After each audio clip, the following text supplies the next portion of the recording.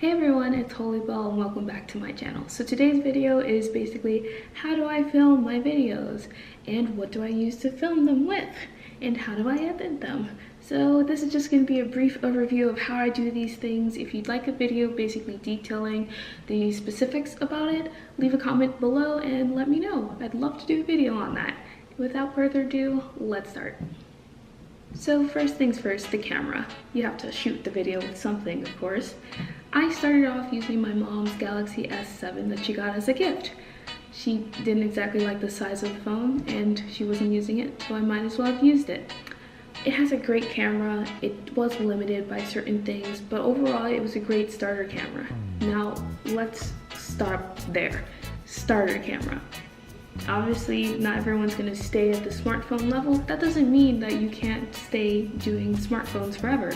Smartphones are a really great starter because at this age, everyone has them. So don't feel pressured to get a super duper DSLR.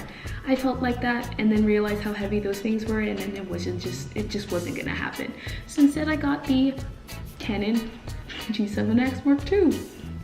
Good grades, huh? Yeah. But you don't need an advanced camera like this. I mean, it's not like super advanced, but it's a pretty fancy camera nonetheless. It looks nice.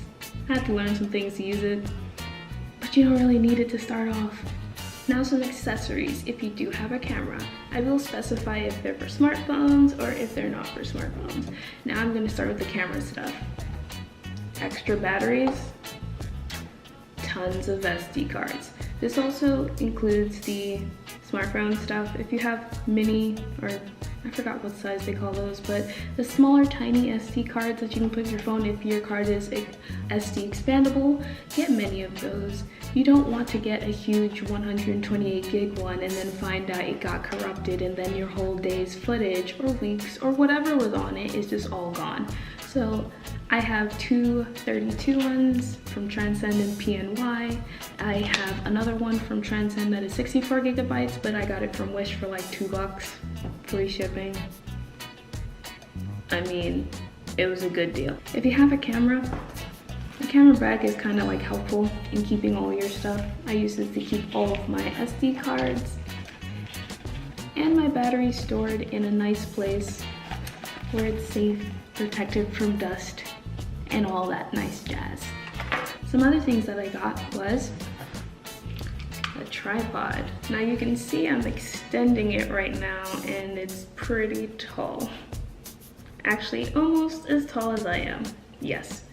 It's the Manfrotto 785B. I got this off Craigslist for $15. This was $50 when it was new. It's been like a few years, but a tripod versus no tripod, and it really helps if you're trying to do astrophotography or videography for some type of long exposure kind of thing. I also got a selfie stick. I used to abhor these things, but when you only had a cell phone, you gotta do something.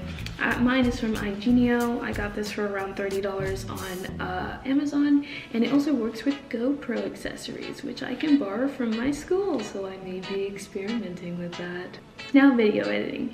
This goes the same with how you don't really need the most expensive and newest thing to do it. So in my growth as a YouTuber, I started off with Windows Movie Maker.